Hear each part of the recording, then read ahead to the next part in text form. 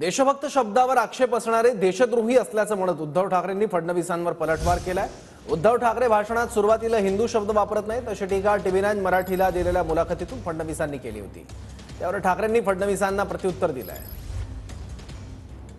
ही निवडणूक सुरू होण्याच्या आधीपर्यंत तुम्ही म्हणायचे माझ्या तमाम हिंदू बांधवांनो, भगिनींनो, मातांनो, इंडिया आघाडीची जी सभा मुंबईत झाली तेव्हापासून तुम्ही हिंदू शब्द घेणं सोडलं।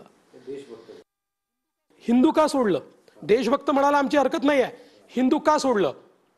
का तुम्हाला लाज वाटते? लाज वाटते तुम्हाला, लाज वाटते। हिंदू शब्द घ्यायची लाज वाटते कारण तुम्हाला भीती वाटते हे म्हटल्याबरोबर ज्यांच्या शरणी आता आपण गेलोय, ज्यांच्या भरोश्यावर निवडणूक लढवायची आहे ते लोक नाराज होतील म्हणून तुम्ही हिंदू शब्द सोडला।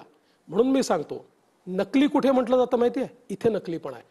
कालेच फडणवीस म्हणाले की यानं हिंदू शब्द सोडला, मी हिंदुत्व सोडलं नाही, मी भाजपला सोडले, लाथ मारले भाजपला, मी हिंदुत्वाला नाही सोडलेलं। पण जे आपल्या शिवसेना प्रमुखांचं एक वाक्य, जमलेल्या माझ्या तमाम हिंदू बांधवांनो, भगिनींनो आणि मातांनो, हे काय मी सोडलेलं नाही। पण देशाची लढाई म्हटल्यानंतर मी देशभक्त, जमलेल्या माझ्या तमाम देशभक्त बांधवांनो, भगिनींनो असं म्हटलं तर आम्ही काही देशभक्त नाहीत। आणि म्हणून मी फडणवीसांना सांगतोय की ज्या कोणाला देशभक्त या शब्दाबद्दल आक्षेप असेल ते फडणवीस असले तरी ते देशद्रोही आहेत। पहिल्या या देशद्रोह्यांना आपल्याला गेट आउट सांगायला पाहिजे।